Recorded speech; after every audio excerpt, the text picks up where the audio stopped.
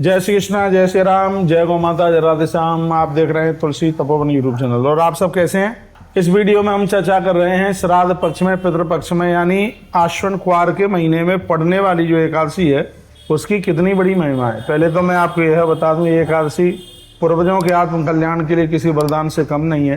धर्मराज युधिष्ठिर ने पूछा, कदेश प्रसादेनम माग्रे मधुसूदन ईशस्य कृष्ण पक्षेतु किम नाम एकादशी भवेद। हे मधुसूदन, आप कृपा करके मुझे बताइए आश्विनी मास के कृष्ण पक्ष में पड़ने वाली एकादशी का नाम क्या है। तब भगवान श्री कृष्ण बड़े आनंद के साथ बोले, उन्होंने कहा, आश्विनी कृष्ण पक्षेतु इंद्रा नाम नामत तस्याव्रत प्रभावेन महापापम प्रणश्यति। भगवान कहते हैं आश्विन के कृष्ण पक्ष में पड़ने वाली एकादशी है धर्मराज युधिष्ठिर से एकादशी का नाम है इंद्रा एकादशी। तस्याव्रत प्रभावेन, इस व्रत के प्रभाव से महापापों का भी नाश हो जाता है। ये अधोगति से पितरों को सदगति प्रदान कर देती है। हे राजन, इस एकादशी को करके पितरों के लिए, पुरखों के लिए समर्पित कर देना चाहिए।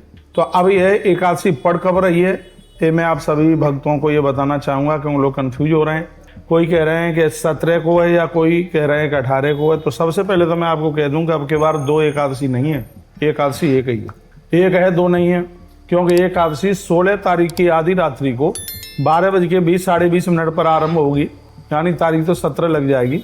लेकिन ये एकादशी 17 ही तारीख की रात्रि को लगभग 11:15 बजे ये पूरी हो जाएगी। 11:40 पर लगभग 11:15 बजे तक पूरी हो जाएगी। इसलिए 18 तारीख का तो कोई मतलब ही नहीं उठता, एक ही एकादशी है।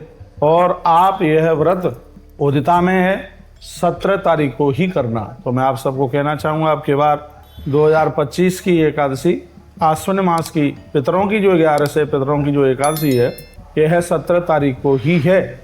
इसलिए सब लोग 17 को ये एकादशी करें। पितृणाम पीते श्राद्धम कुर्या श्रद्धा समन होता एक भक्तम ता करता रात्रो भूमि सैन च।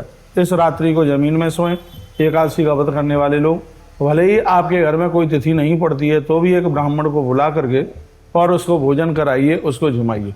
पितरों की एकादशी के दिन अन्न जमाने के लिए ऐसे ब्राह्मण को बुलाइए जो एकादशी का व्रत नहीं करता है। और जो एकादशी का व्रत करते हैं उनको तो आपको फलाहार ही कराना पड़ेगा, उन्हें फलाहार कराइए। एक बात और सुन लें आप, वैसे अगली वीडियो में बात मैं तुलसी भक्ति रस पर निवेदित करूंगा कि आप एकादशी का श्राद्ध करते हैं, यदि उसमें आप ब्राह्मण को फलाहार कराते हैं तो आपको पुण्य अन्न खिलाने का ही आपको पुण्य प्राप्त होता है। ये बिल्कुल जरूरी नहीं है कि उस दिन आप अन्न ही खिलाएं। हाँ, आपको संतुष्टि नहीं है तो ऐसे ब्राह्मण को बुलाना जो एकादशी का व्रत नहीं करता है, तो उसी को आप अन्न खिला सकते हैं। और व्रत करने वाले व्यक्ति को आपने अन्न खिलाया तो अपराध हो जाएगा। बहुत बहुत धन्यवाद। जैसे एकादशी में हमने टाइमिंग्स बताया, समय बताया, 17 तारीख को इंद्रा एकादशी है। आप अपने लिए, अपने पूर्वजों के लिए इस 11 को जरूर कीजिएगा, क्योंकि यह व्रत ताप प्रताप प्रसन्न ताप को समाप्त करता है, बहुत बड़ी आदि व्याधियों को समाप्त कर देता है। और सबसे बड़ी बात यह है कि इंद्रा एकादशी का व्रत करने से घर का पितृदोष समाप्त हो जाता है। बहुत बहुत धन्यवाद। वीडियो ठीक कुछ लगा है, बढ़िया लगा है तो इसको आगे जरूर भेजिए, जिससे और भी लोग लाभान्वित हो सकें। हर हर महादेव, घर घर महादेव।